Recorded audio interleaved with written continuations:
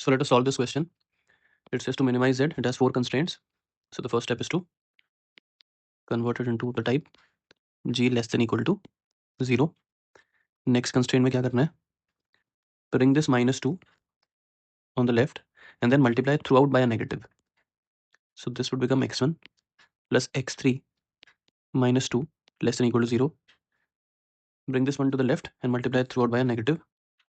So minus x1 plus 1 less than equal to 0 minus x2 plus 2 less than equal to 0.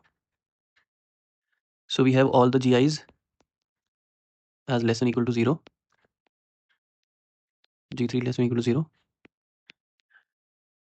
Now there would be 4 lambdas since there are 4 constraints, lambda 1, lambda 2, lambda 3 and lambda 4, and the sign would be all less than equal to 0. Lambda 4 is less than equal to 0. Why? For a minimization problem, we have converted every constraint to less than equal to, which is not favorable. So lambda is not favorable. So you can delete this. So now we work with these conditions. Now we apply the KKT conditions. Lambda 1 into g1 is equals to 0. So lambda 1 into 2x1 plus x2 minus 5 is equal to 0. Lambda 2 into x1 plus x3 minus 2 equals to 0. Lambda 3 into 1 minus x1 is equal to 0. Lambda 4 into 2 minus x2 is equals to 0.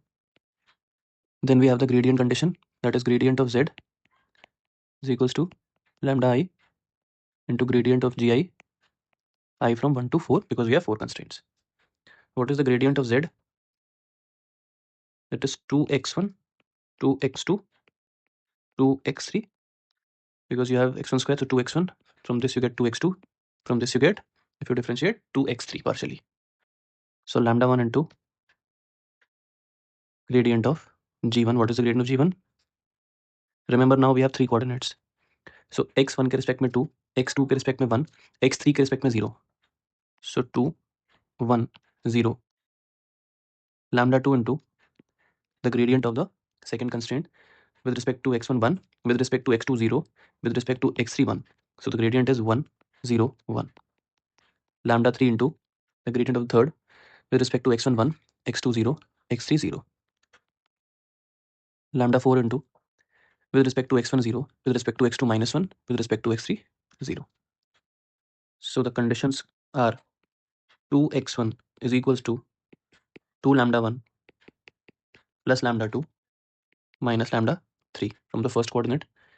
From the second we have 2x2 is equals to lambda 1 minus lambda 4. From the third we have 2x3 is equals to lambda 2. So we can remove this now.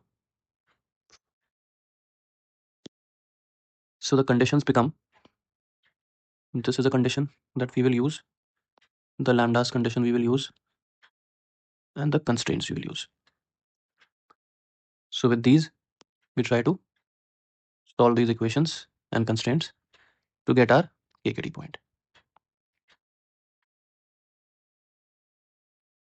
Now how many lambdas do we have? We have 4 lambdas, but now there is no non-negativity constraint. So we start with, let's say we start with the normal case, lambda 2 0, lambda 3 0, lambda 4 0.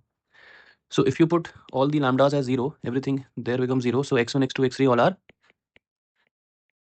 all the xi's are 0,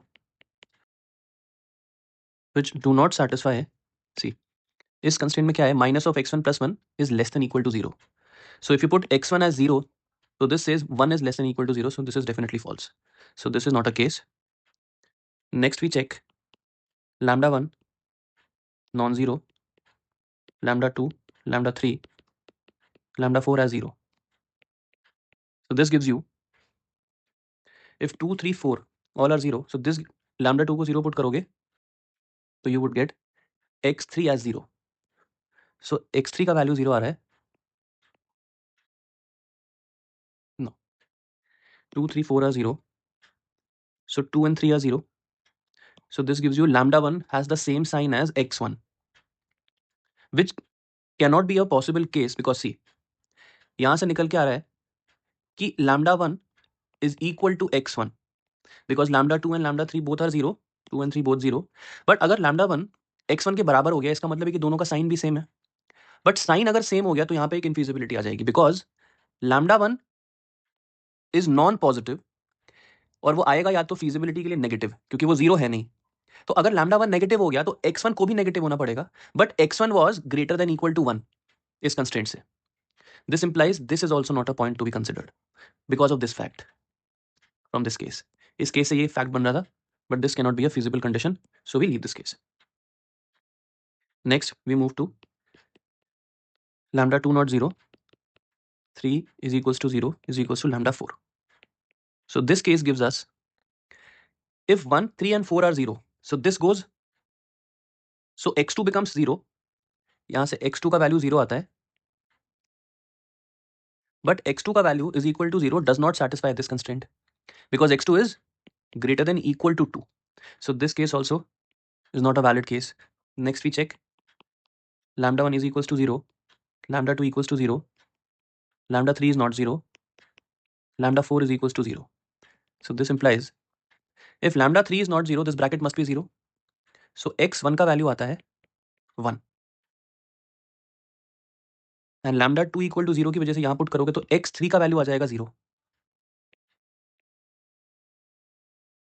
lambda 1 equal to 0 lambda 4 equal to 0 की वजह से यहां पे डालोगे तो x2 का value आ जाएगा फिर से 0, which is again not possible because this will violate this constraint. So this case is also not feasible. Next we check lambda 2 0, lambda 3 0, lambda 4 non-zero. So this will give you if lambda 4 is non-zero then this bracket must be 0. So x2 का value आता है 2